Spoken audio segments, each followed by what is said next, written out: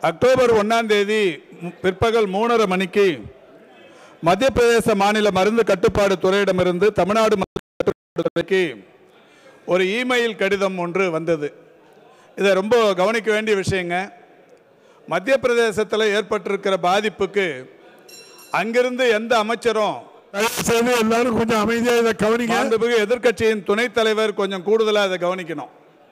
மத்திய பிரதேசத்து மாநிலத்தின் துணை முதல்வர் அமைச்சர்கள் பற்றியெல்லாம் பெருமையோடு எடுத்து சொன்னார். அவர் சொல்லும்போது சொன்ன செய்தியை இப்போ இங்கே கவனிக்கணும். என்னென்னா, மத்திய பிரதேசத்தில் இந்த மாதிரியான பாதிப்பு ஏற்பட்டிருக்குன்னு சொல்கிறதுக்கு அங்கிருந்து யாரும் இங்கே இருக்கிற ட்ரக் கண்ட்ரோலருக்கோ இல்லை ஹெல்த் செக்ரட்டரிக்கோ இல்லை சம்மந்தப்பட்ட துறை அலுவலர்களுக்கோ ஃபோன் பண்ணல, நேரடியாக சொல்லலை. ஒரு இமெயிலில் 1ஆம் தேதி 3:30 மணிக்கு அங்கிருந்து ஒரு கடிதம் வரப்படுகிறது. என்ன கடிதம்னா, 4/9/2025 அன்னைக்கு மத்திய பிரதேச மாநிலம் சிந்த்வாரா மாவட்டத்தில் ஒரு குழந்தை ஒன்று இந்த மருந்து கோல்ட்ரிப் மருந்து சாப்பிட்டு இறந்துருச்சு. அதில் இந்த பேராசிட்டமால், பீனைல் பிரைன் ஐக்ளோரைட், குளோரிபெனிமரேன், மெலேட் சிரப் மாதிரியான இந்த சிறப்புகள் குறித்து அந்த அறிக்கையில் சொல்லப்பட்டிருந்தது. உடனடியாக அறிக்கை வந்தது 3:30 மணிக்கு. நம்முடைய மக்கள் நல்வாழ்வுத்துறையின் இந்த ட்ரக் டிபார்ட்மெண்ட் என்ன பண்ணுதுன்னா, 4 மணிக்கே சரியாக ஒரு அரை மணி நேரத்தில் துணை மருந்து கட்டுப்பாடு இயக்குனர் உத்தரவில் முதுநிலை மருந்து ஆய்வாளர் சீனியர் ட்ரக் இன்ஸ்பெக்டர் தலைமையில் அந்த ஸ்ரீசன் பார்மசியூட்டிக்கல் நிறுவனத்தை ஆய்வு பண்ணுறாங்க. ஆய்வு பண்ணி என்ன பண்ணுறாங்கன்னா, 1/10/2025 அன்னைக்கே தமிழ்நாடு முழுவதிலும், இதை ரொம்ப கவனிக்கணும், அதாவது இங்கிருந்து கடிதம் வந்த உடனே சீனியர் ட்ரக் இன்ஸ்பெக்டர் சம்பந்தப்பட்ட நிறுவனத்தை ஆய்வு செய்யறதுக்கு போகிறாரு. போகிறப்பவே உடனடியாக தமிழ்நாடு முழுவதும், இது அரசாங்கம் இந்த மருந்து வாங்கிறது இல்லை, அந்த நிறுவனத்திடமிருந்து டிஎன்எம்எஸ்சி என்று சொல்லப்படுகிற அரசு நிர்வாகம் இந்த மருந்துகளை கொள்முதல் செய்வதில்லை. தனியார் யாரும் வாங்கி மருந்து கடையில் இந்த மருந்தை விற்கக்கூடாதுங்கிற நோக்கத்தில் உடனடியாக தகவல் வந்த அன்னிக்கே தமிழ்நாடு முழுவதும் இந்த சந்தேகத்திற்குரிய அந்த கோல்ட்ரிப் சிரப் யாரெல்லாம் வாங்கியிருக்கீங்களோ அதை விற்பனை செய்யக்கூடாதுன்னு சொல்லி மாநில அரசு, நம்முடைய தமிழ்நாடு அரசு உடனடியாக சேல்ஸை பேன் பண்ணுறாங்க, அந்த மருந்தை தடை பண்ணுறாங்க. 1/10/2025, 2/10/2025 இந்த 2 நாள் ஆய்வு மேற்கொண்டதில் 1945 விதிமீறல்கள், அந்த 1945 கீழ் இந்த விதிமீறல்கள் இருப்பது கண்டறியப்பட்டு அந்த gold syrup batch number SR13 உள்ளிட்ட 5 மருந்துகள் அவசரமாக பகுப்பாய்வுக்காக கொண்டு வரப்படுகிறது. சென்னைக்கு கொண்டு வரப்பட்டு ஆய்வு மேற்கொண்டதில் அதில் இந்த டையத்திலின் கிளைகான் என்கின்ற ஒரு உயிர்கொல்லி நச்சு வேதிப்பொருள் 48.6% இருப்பது கண்டறியப்படுகிறது. இது கண்டறியப்பட்ட உடனே இது வேதிப்பொருள், இதனால் உயிருக்கு ஆபத்து என்பது கண்டறியப்பட்ட உடனே மேற்கூறிய நிறுவனத்திடமிருந்து ஒடிசாவுக்கும் புதுச்சேரிக்கும் இந்த மருந்துகளை அனுப்பியிருக்கிறது தெரிய வருது. இந்த புதுச்சேரி, ஒடிசா இந்த மருந்தை உட்கொள்ள தொடங்கி இருந்தாங்கன்னா அங்கேயே இந்த குழந்தைங்களுக்கு உயிர் பாதிப்பு ஏற்பட்டிருக்குங்கிற அந்த கவலையில் இதெல்லாம் யார் பண்ணணும்? ஒன்றிய அரசாங்கத்தின் மருந்து கட்டுப்பாட்டுத்துறை பண்ணணும். ஆனாலும் நம்முடைய மாநில அரசின் மருந்து கட்டுப்பாட்டுத்துறை உடனடியாக ஒடிசா, புதுச்சேரி மாநிலங்களுக்கு கோல்ட்ரிப் மருந்து தகவல் அதை அவங்களுக்கு உடனடியாக சொல்லி இது நீங்கள் பயன்படுத்தாதீங்கன்னு சொல்லி தகவல் அனுப்புகிறோம். இந்த சர்ச்சைக்குரிய மருந்தை பற்றிய விவரங்கள் எல்லா மருந்து ஆய்வாளர்களுக்கும் தெரிவிக்கப்பட்டு 2/10/2025 அன்றைக்கு கோல்ட்ரிப் சிரப் முடக்கம் செய்யப்பட்டது. முடக்கம் செய்யப்பட்டது மட்டுமல்ல, அந்த ஸ்ரீசன் பார்மசியூட்டிக்கல் தயாரிக்கிற எல்லா மருந்தும், ஏறத்தாழ 126 மருந்தை அந்த கம்பெனி தயார் பண்ணுறாங்க, எல்லா மருந்துமே அன்னைக்கு முடக்கம் செய்யப்படுகிறது. மருந்து ஆய்வாளர்கள் குழு மேற்கொண்ட தொடர் ஆய்வில் 1/10, 2/10 ஆகிய இந்த 2 நாட்களில் இந்த விதிமீறல்கள் இருக்கிறது என்பதாலும் இந்த மருந்தில் டையத்திலின் கிளைகால் என்ற நச்சு வேதிப்பொருள் கண்டறியப்பட்டதாலும் 3ஆம் தேதியே 1-2 இந்த விரிவான ஆய்வு 3/10/2025 அன்று ஸ்ரீசன் பார்மசியூட்டிக்கல் நிறுவனத்திற்கு பொது நலன் கருதி மருந்து உற்பத்தியை உடனடியாக நிறுத்த ஸ்டாப் ப்ரொடக்ஷன் ஆர்டர் பிறப்பிக்கப்பட்டு அந்நிறுவனம் அதிகாரிகளால் மூடப்படுகிறது. 1ஆம் தேதி தகவல் வருது. தகவல் வந்த உடனே இந்தியா முழுக்க யார் இந்த மருந்து வாங்கினாங்களோ அவங்களுக்கெல்லாம் தகவல் அனுப்பப்பட்டு இந்த மருந்து பயன்படுத்தப்பட வேணான்னு சொல்லுது.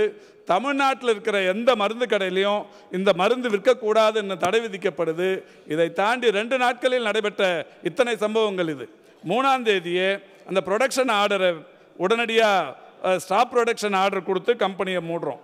மேலும் தொடர் நடவடிக்கையாக இந்த ஸ்ரீசன் பார்மசூட்டிக்கல் நிறுவனத்தின் மருந்து உரிமங்கள் முழுமையாக ஏன் ரத்து செய்யப்படக்கூடாது, கேன்சலேஷன் ஆர்டர், அது மாதிரி ஒரு அவங்களுக்கு குறிப்பானை நோட்டீஸ் ஒன்று அனுப்புகிறோம்.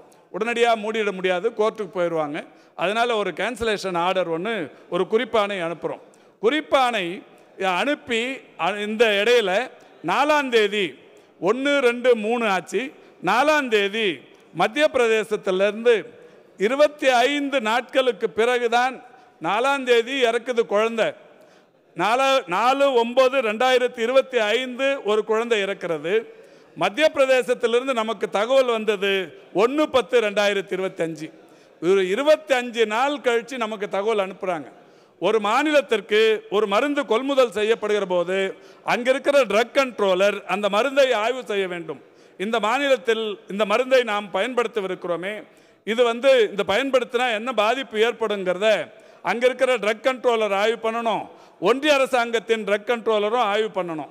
அந்த மாதிரி ஆய்வே பண்ணாமல் இந்த மருந்து விற்பனையை அவங்க ஊக்குவித்த காரணத்தினால் 1ஆம் தேதி, அதாவது 4ஆம் தேதி 4/9 இறந்த குழந்தைக்கு இவர்கள் அந்த மருந்து நல்ல மருந்துன்னு சர்டிஃபிகேட் தராங்க.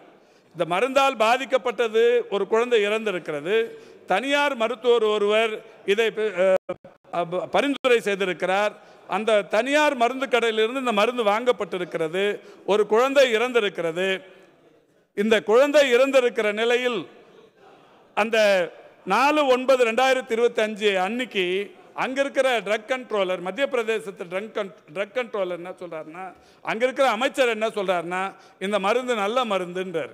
நல்ல மருந்துன்னு விட்டுட்டதால 1ஆம் தேதி அதுக்குள்ள 25, நேற்றுக்கு வரைக்கும் அருள் சொன்னது மாதிரி 25 குழந்தைங்க இறந்திருக்கு. இவ்வாறு தகவல் பெறப்பட்ட 48 மணி நேரத்திலே அரசு துரித கதியில் செயல்பட்டதன் விளைவு இன்னைக்கு ஒட்டுமொத்தமாக அந்த 126 மருந்துகளும் இன்றைக்கு தடை செய்யப்பட்டது, நிறுவனமும் மூடப்பட்டது. இந்த வகையில் 3/10/2025 அன்று, அதாவது drug controller general of India மற்றும் deputy drug controller south zone Chennai அவர்களுக்கும் விரிவான அறிக்கைகளை இது சம்பந்தமாக அனுப்பியிருக்கிறோம். 3/10/2025 அன்றே மருந்து குறித்த எச்சரிக்கையும் பொதுமக்களுக்கு விடுக்கப்பட்டிருக்கிறது. இது தொடர்ச்சியாக கோல்ட்ரிப் சிரப் என்கின்ற மருந்தின் ஆய்வு அறிக்கையில் கண்டறியப்பட்ட டயத்திலின் குளோக்கால் 48.6 நச்சுப்பொருள் இருந்ததன் காரணமாக அந்த மருந்து நிறுவனத்தின் உரிமையாளர் மீது குற்ற நடவடிக்கை, கிரிமினல் ப்ரொசீடிங்ஸ் எடுத்து மாண்புமிகு தமிழ்நாட்டின் முதலமைச்சர் சொன்னது என்னன்னா, இப்போ அந்த கம்பெனியை மூடுறது மட்டுமே முக்கியம் இல்லை, அதனுடைய ப்ரொடக்ஷனை நிறுத்தது மட்டும் முக்கியம் இல்லை, அரசுக்கு அவர் இட்ட உத்தரவின் அடிப்படையில் கிரிமினல் ப்ரொசீடிங்ஸ் எடுப்பதற்கு அவருக்கு நோட்டீஸ் கொடுக்குறாங்க. 7ஆம் தேதி 7/10, இந்த ஒரு வார காலத்துக்குள்ள நடக்கிறது. 7/10 அன்னைக்கு மருந்து ஆய்வாளர் மூலம் அந்நிறுவனத்தின் வெளிப்புறமும் உரிமையாளர் வீட்டிலும் இந்த நோட்டீஸ் ஒட்டப்படுகிறது. மொத்த மற்றும் சில்லறை வணிகர்களிடமிருந்து கோல்ட்ரிப் சிறப்பின் மொத்த இருப்பும் 8/10/2025 அன்று பறிமுதல் செய்யப்படுகிறது. அந்த கம்பெனியில் மட்டும் இல்லை, தமிழ்நாடு முழுக்க இருந்த மருந்து கடையிலையும் யாரெல்லாம் இந்த மருந்தை வாங்கியிருக்கிறாங்களோ அவங்க கையிலிருந்து இந்த மருந்தை பறிமுதல் பண்ணுறோம். 1ஆம் தேதியிலிருந்து 8ஆம் தேதிக்குள்ளே இவ்வளோ வேலை நடந்திருக்கு. மேலும் அந்த நிறுவனத்தின் உரிமையாளர் மீது குற்றவியல் நடவடிக்கை மேற்கொள்ள C2 சுங்குவார் சத்திரம் காவல் நிலையத்தில் மருந்து கட்டுப்பாடு துறை மூலம் புகார் கொடுக்கப்படுகிறது. 8ஆம் தேதி காவல்துறையின் உதவியுடன் மத்திய பிரதேச சிறப்பு புலனாய்வு பிரிவு 9ஆம் தேதி வராங்க. அந்த ஸ்பெஷல் இன்வெஸ்டிகேஷன் டீம் 9ஆம் தேதி மத்திய பிரதேசத்திலிருந்து வராங்க.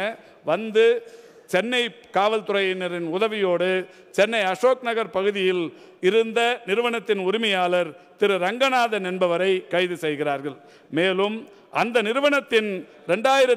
நிறுவனத்தை பொறுத்தவரை இங்கே மன்ற உறுப்பினர்கள் சொன்னதை போல 2021, 2023 ஆகிய ஆண்டுகளில் ஆய்வு மேற்கொள்ளப்பட்டு அந்த நிறுவனம் சிறு சிறு குற்றங்களுக்காக பலமுறை தண்டிக்கப்பட்டிருக்கிறது.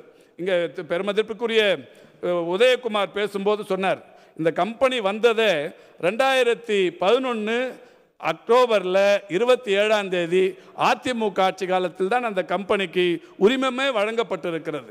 உங்கள் ஆட்சி காலத்தில் வழங்கப்பட்ட உரிமம் அந்த, அதாவது இதை நான் அரசியலாக்க விரும்பலை. என்னன்னா, இங்கே பேசும்போது நிறைய சொன்னாங்க, 397 மருந்து நிறுவனங்கள் தமிழ்நாட்டில் இருக்கிறது. 397 மருந்து உற்பத்தி நிறுவனங்களிடமிருந்து ஆண்டொன்றுக்கு ஏற்றுமதி ஆகிற அந்த தொகை 12,000 கோடியிலிருந்து 15,000 கோடி ரூபாய் வரைக்கும் தமிழ்நாட்டிலிருந்து மருந்து ஏற்றுமதி செய்யப்படுகிறது. மரியாதைக்குரிய பாலாஜி சொன்னது மாதிரி, ஏற்கனவே கடந்த ஆட்சி காலத்தில் நடைபெற்ற ஒரு நிகழ்வின் போதும் கூட இது தமிழ்நாட்டின் மருந்து உற்பத்தியில் ஒட்டுமொத்தமாக வானதி சீனிவாசன் சொன்னது மாதிரி இந்தியாவிலிருந்து தயாராகிற இந்த மருந்து உற்பத்திகளினால் இந்தியாவுக்கு எதுவும் கலங்கம் வந்துடக்கூடாது, கெட்ட பேர் வந்துடக்கூடாது. இதில் 20% ஏற்றுமதியை, 20% அந்த மருந்தின் உபயோகத்தை இந்தியா தந்து கொண்டிருக்கிறது. அதில் தமிழ்நாடு மட்டுமே 397 நிறுவனங்களின் வாயிலாக 12,000 ஒரு 15,000 கோடி ரூபாய் அளவுக்கான ஏற்றுமதியை தமிழகத்தில் செய்து கொண்டிருக்கிறது. இதில் பெரிய அளவிலான அரசியல் செய்து இது இந்தியாவின் அந்த நன்மதிப்புக்கு எந்த இடத்துலையும் குந்தகம் வந்துடக்கூடாதுங்கிறதுல எல்லாருமே அக்கறையாக இருந்து நிற்கிறாங்க. ஆனால் ஏதோ உதயகுமார் இது தமிழ்நாட்டில் ஏதோ நாம் ஏதோ இதில் சரியான நடவடிக்கை எடுக்காதது மாதிரி மத்திய பிரதேச மாநில முதல்வர் அல்லது அங்கே இருக்கிற அமைச்சர்கள் தமிழ்நாட்டை குறை சொல்லிட்டாங்கிறத இங்கே பெருசாக சொல்கிறாங்க. நாம் எந்த மாநிலத்தையும் குறை சொல்லி யாரையும் இது செய்யலை, நீ அதை செய்யலை, இது செய்யலைங்கிறத சுட்டி காட்டுறதை காட்டிலும் இது தேசிய ஒருமைப்பாடு, இந்த இந்தியாவின் பொருளாதாரம், இந்த மாதிரியான நிறைய விஷயங்கள் இதில் சம்பந்தப்பட்டதால் இன்றைக்கி மிக அமைதியாக இன்றைக்கு நடவடிக்கை எடுத்து சம்பந்தப்பட்ட நிறுவனத்தை மூடினது மட்டும் இல்லை, இன்றைக்கி பர்மனண்ட்டாகவே அதை க்ளோஷர் ஆர்டர் கொடுத்து கம்ப்ளீட்டாக மூடி இருக்கு. இப்போ இங்கே பேசின மரியாதைக்குரிய மன்ற உறுப்பினர்கள் ஒரு சில கருத்துக்களை எடுத்து சொல்லியிருக்கிறார்கள். குறிப்பாக நம்முடைய வேல்முருகன் கடலூரில் சிப்காட்டில் அனுமதி இல்லாமல் இந்த கெமிக்கல் நிறுவனங்கள் தயாரிக்கப்படுகிறதுன்னு சொன்னார். நிச்சயமாக மாசு கட்டுப்பாட்டுத்துறை அமைச்சரோடும் பேசி அந்த துறை அலுவலர்கள் நம்ம மக்கள் நல்வாழ்வுத்துறை அலுவலர்களையும் அனுப்பி கடலூரில் இருக்கிற எந்த ரசாயனம் பொருள் உற்பத்தி செய்கிற அந்த நிறுவனங்களாக இருந்தாலும் அது லைசன்ஸ் இல்லாமல் இயங்குதுன்னாரு. உரிமம் இல்லாத எந்த நிறுவனமாக இருந்தாலும் அதை யார் நடத்தினாலும் 2-3 நாட்களில் நடவடிக்கை எடுத்து அதை உடனடியாக மூடுவதற்கு நடவடிக்கை எடுக்கப்படும் என்பதை தெரிவித்துக் கொள்கின்றேன். அதே போல் அவருடைய கவனத்திற்கும் அந்த மாதிரி யாராவது உரிமம் இல்லாமல் கம்பெனி நடத்துகிறாங்கன்னு தெரிஞ்சால் தகவலை நீங்கள் ரகசியமாக சொன்னால் அந்த ரகசியம் பாதுகாக்கப்படும். நாங்கள் அவர்கள் மேல் நடவடிக்கை எடுப்பதற்கு அது ஏதுவாக இருக்கும். அந்த மாதிரி பெருமதிப்புக்குரிய ஹசன் மௌலானா பேசும்போது சொன்னாங்க, இது ஆய்வு பண்ணணுன்னாங்க. தொடர் ஆய்வுகள் மேற்கொண்ட காரணத்தினால்தான் இது இன்றைக்கி அதாவது ஒரு பேட்ச் ஒரு நாளைக்கு 126 வகையான மருந்துன்னா ஒரு பேட்ச் 1 மணி நேரத்தில் ஒரு பேட்ச் வெளியில் போகும். ஆனால் இப்போ 397 நிறுவனங்கள்லையும் ஆயிரக்கணக்கான லட்சக்கணக்கான பேட்ச் மருந்து ஒரு மாதத்துக்கு தயாராகி போயினே இருக்கும். அதில் இப்போ இருக்கிற ட்ரக் இன்ஸ்பெக்டர்ஸ் இங்கே பேசும்போது கூட சொன்னாங்க காலி பணியிடங்கள் இருக்குன்னாங்க. ஆனால் காலி பணியிடங்கள் கொஞ்சம் கூட இருக்கவே கூடாதுங்கிறதுல மாண்புமிகு முதல்வர் அவர்கள் உறுதியாக இருக்கிறதோட விளைவு மக்கள் நல்வாழ்வுத்துறையில் தொடர்ந்து காலி பணியிடங்கள் நிரப்பும் பணிகள் நடைபெற்று கொண்டிருக்கிறது. இந்த மருந்து கட்டுப்பாட்டு துறைக்கு என்று இருப்பது 2 துணை இயக்குநர்கள், 2 பேருமே பணியில் இருக்கிறாங்க. உதவி இயக்குநர்கள் 26 பேர், அதில் 24 பேர் பணியில் இருக்கிறாங்க. முதுநிலை மருந்து ஆய்வாளர்கள் 14 பேர் இருக்கணும், 14 பேர் டியூட்டியில் இருக்கிறாங்க. மருந்து ஆய்வாளர்கள் 146 பேர் இருக்கணும், 137 பேர் இருக்கிறாங்க. 9 பேர் சமீபத்தில் ரிட்டையர்ட் ஆகியிருக்காங்க, அவங்களுக்கு பதிலாக உடனடியாக போடப்படும். இந்த மாதிரி ஒட்டுமொத்த மருந்து அந்த பணியிடங்களை பொறுத்தவரை அந்த துறையில் 191 178 பணியிடங்கள் இருந்து கொண்டிருக்கிறது. இந்த 1-2ங்கிறது ரிட்டையர்ட் ஆகிறது, அந்த மாதிரியா இருக்கிறதெல்லாம் உடனுக்குடன் அது செய்யப்படவிருக்கிறது. அப்புறம் ஈஸ்வரன் பேசும்போது சொன்னார், இதுக்கான அந்த மருந்து ரசாயனங்களை அது ஒட்டுமொத்தமாக பெரிய டின்ல வாங்குறது, லூசா வாங்குறதால ஏதாவது பாதிப்பு ஏற்பட்டிருக்குன்னு சொன்னார். அதையும் கருத்தில் கொண்டு இன்றைக்கு இந்த துறையின் சார்பில் மருந்து கட்டுப்பாட்டுத்துறை மேற்கொண்டு வருகிற நடவடிக்கைகளின் தொடர்ச்சியாக ஸ்ரீசன் பார்மசிட்டிக்கல் என்ற நிறுவனத்தில் இந்த புரோபிலின் கிளைகால் என்ற மூலப்பொருளை விற்பனை செய்த விற்பனையாளர்கள் மீதும் இப்பொழுது ஆய்வு செய்து கொண்டிருக்கிறோம். அவர்கள் மீதும் நடவடிக்கை எடுக்கப்படும். எப்படி நீ லூஸாக கொடுத்த அப்படிங்கிறதுல அவங்க மேலேயும் இப்போ நடவடிக்கை எடுப்பதற்கு இந்த முயற்சி மேற்கொள்ளப்பட்டு வருகிறது. எனவே இந்த வகையில் தொடர்ந்து மாண்புமிகு தமிழ்நாட்டின் முதலமைச்சருடைய வழிகாட்டுதலோடு இந்த துறை அவசியமாக இந்த பணிகளை எல்லாம் மேற்கொண்டதன் விளைவுதான் இன்றைக்கு உயிரிழப்புகள் என்பது ஒடிசாவிலோ புதுச்சேரியிலோ நம்முடைய தமிழ்நாட்டிலோ வேற எங்கும் இந்த மருந்து விற்பதற்கு தடை விதித்து இதற்கான அவசியத்தை அவர்களுக்கு வலியுறுத்தி இப்பொழுது இந்த அளவுக்கான நடவடிக்கைகள் எடுக்கப்பட்டிருக்கிறது. மத்திய பிரதேசத்தை பொறுத்தவரை அவர்கள் சரியாக இந்த மருந்து எந்த மருந்து அவர்கள் மாநிலத்துக்கு வருகிறதோ அந்த மருந்தின் தன்மையை அங்கே இருக்கிற ட்ரக் கண்ட்ரோலர் சரியாக ஆய்வு செய்திருந்தால் இது தொடக்கத்திலே நிறுத்தியிருக்கலாம்.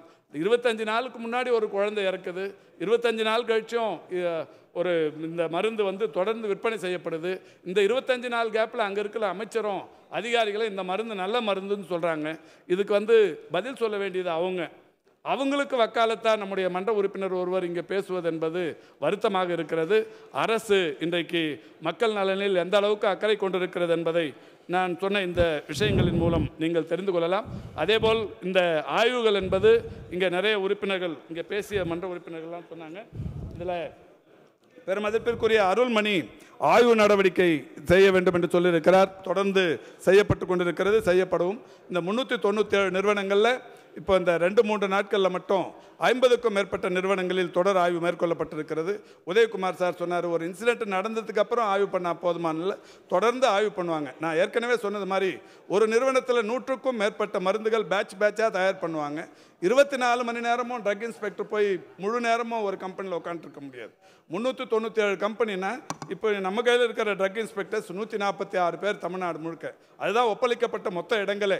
சாங்ஷன் ஸ்ட்ரென்த்தே மொத்தம் 146 தான். அது 146ல் 137 பேர் டியூட்டியில் இருக்கிறாங்க.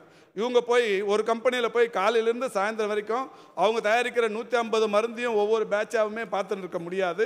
என்றாலும் சிறப்பு கவனம் எடுத்து இதை தொடர்ந்து ஆய்வு மேற்கொண்டு வருகிறார்கள். இங்கே பேசும்போது இன்னொன்று சொன்னாங்க, ஒன்றிய அரசு 3 வருடத்திற்கு ஒரு முறை ஒன்றிய அரசில் இந்த ட்ரக்ஸை இன்ஸ்பெக்ட் பண்ணணும்னாங்க.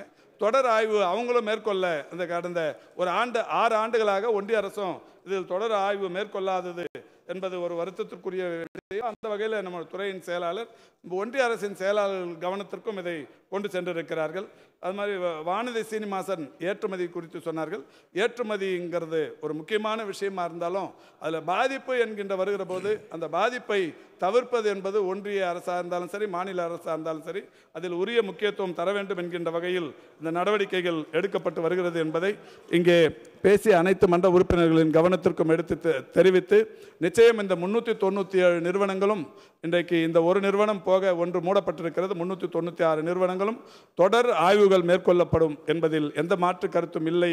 என்றாலும் இதை நம்முடைய பொதுமக்களும் இந்த மாதிரியான ஒரு விளம்பரப்படுத்தப்படாத மருந்துகளை உட்கொள்வது, மருத்துவர்களுடைய ஆலோசனைகள் இல்லாமல் கிடைக்கிற மருந்துகளை வாங்கி உட்கொள்வது என்பது அதில் கூடுதல் கவனம் செலுத்த வேண்டாம் என்பதையும் இந்த நேரத்தில்